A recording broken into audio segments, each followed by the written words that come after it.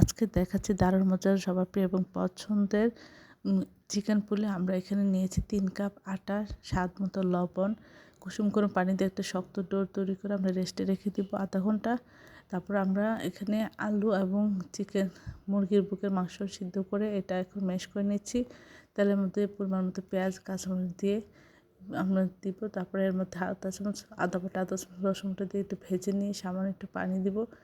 তারপর আধা চামচ লবণ, আধা চামচ হলুদ গুঁড়া, আধা চামচ ধনিয়া গুঁড়া, আধা চামচ মরিচের গুঁড়া, আধা চামচ জিরা গুঁড়া, সব কিছু দিয়ে মশলাটা কষিয়ে তারপরে আমরা এর মধ্যে আলু এবং মুরগির মাংসের যে ইয়েটা আছে সেটা আমরা ঝুড়িটা আমরা একসাথে দিয়ে এটা ভেজে আমরা নামিয়ে রাখবো।